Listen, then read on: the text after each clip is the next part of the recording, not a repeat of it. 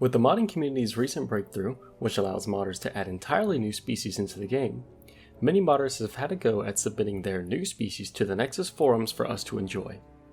But which one is the best one? Today we'll find out. Here are the top 10 new species added to Jurassic World Evolution. Now before all you lovely folks at home get mad at me for how these are ranked, let me explain the scoring system.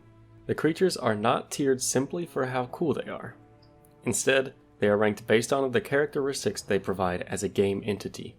To try and eliminate my bias towards bipedal carnivores, how cool a creature appears will only come into play in order to break a tie. Now let's get started. To start things off, coming in at number 10 is the Pachyrhinosaurus. Yes, the very creature that started it all. So why did it rank so low? Well, as much as I love the Pachyrhinosaurus, whenever we look at it in terms of characteristics, the only pros that it has, other than the fact that it is a Pachyrhinosaurus, is the fact that it will feed from the proper feeders. In terms of cons, it has no sounds at all, apart from its footsteps, and there's no skin variations, nor is it an entirely unique creature, as there are many Ceratopsian already in the game. Nonetheless, the Pachyrhinosaurus is still a great addition to your parks if you're looking to add that new friendly face in the herd, and you just want a big, beefy cow walking around out there. Number 9. At number 9, we have the Nanotyrannus. The Nanotyrannus does feed from the proper feeders, and it does also have some skin variation, which helped it rank higher than the Pachyrhinosaurus, as that had no skin variation at all. But that being said, it still reused sounds that were already existing in the game rather than creating new ones, and the skin variations that it had were very minimal, to say the least. Now, how minimalistic the skin variation are is actually up to you to decide whether that's good or bad. For me, sometimes I actually do like it whenever there's slight, subtle changes, which shows that different members of a species are the same species, yet not the same creature, as there are those subtle changes in the skin and the way they look to distinguish them apart from one another.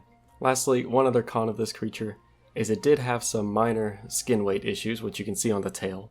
Now yes, this is a very cool creature, as it is sort of like the first small Tyrannosaurid-like creature in the game. We had Gojirasaurus, which is what this is based off of, but at the end of the day this just was missing too much and had too many small issues that held it back from ranking any higher. And it is for these reasons that the Nanotyrannus finishes at number 9. Number 8. At number 8 we have the Excavaraptor. Now this creature is absolutely awesome looking. It feeds from the proper feeders, and something that's very unique about it is that it has been unseen in Jurassic lore, as this was originally in the unused Jurassic Park 4 script by John Sayles, if I'm pronouncing that last name properly. Now unfortunately, it does have reused sounds, and it is also lacking skin variation, which is why it only makes it to number 8 on our list. Despite how much I absolutely love the design of this thing. It's awesome looking, let's be honest. Coming in at number 7.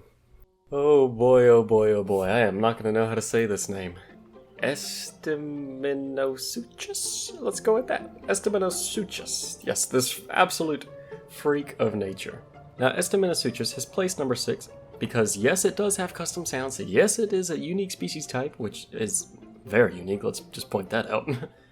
Yes, it has skin variations, and although it's kind of debatable in the paleontological, that's a scientific accurate term by the way, community, I believe is feeding from the proper feeders. As of now, from what I've seen, this thing is an herbivore, despite arguments that the huge canines on it should make it a carnivore. I don't know. But as of now, it is feeding from the proper feeder.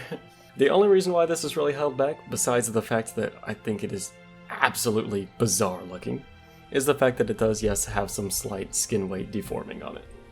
But other than that, a pretty solid creature added to the game. Number 6.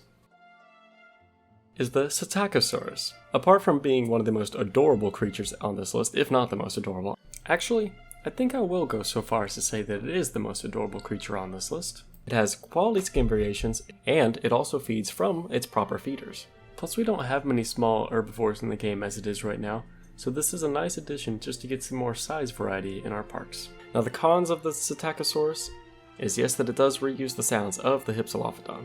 Now this here Psittacosaurus, as well as the next 3 creatures that are going to be mentioned on this list, all brought the exact same amount of features to the game. Therefore the ranking of these next few creatures is going to be determined simply on how much I like the creature. And this could be different for you, so keep in mind that these next few on the list could all be interchangeable to your personal preference. That being said, number 5 on our list, Torvosaurus. Torvosaurus, in terms of pros, does have quality skin variations. It does feed from the proper feeder. It is also another large bipedal carnivore, which we can add to our roster. The cons of this creature are that they do reuse the same sounds as the Allosaurus, and if you want to be real nitpicky with it, it's pretty dang similar to just being a reskinned Allosaurus. There are subtle differences that make it a unique species, but from a distance, it'll probably just look like a reskinned Allosaurus to most people. Which is why it earns itself a spot at number 5. Number 4. Coming in at number 4 is none other than the Monophosaurus.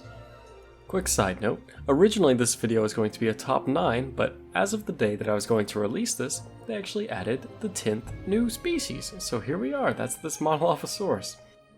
So the pros of the Monophosaurus are that it does have quality skin variations, and it does feed from the proper feeders. The only downsides to it are that it does reuse the sounds of the Pachyrhinosaurus. Moving on to the top 3, folks. Coming in third, we have the Gojirasaurus.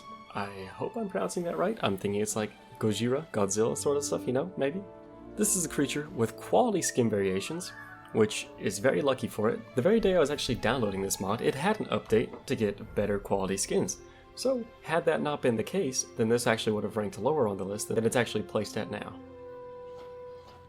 It feeds from the proper feeders, and it is just another neat medium-sized carnivore to add to the parks. The cons of this creature are that yes, it has the reused sounds of the Pachyrhinosaurus. Plus, this was not taken into consideration for its rank, but apparently Gojirasaurus is from Texas, so isn't that just the heel toe to your do-si-do, baby?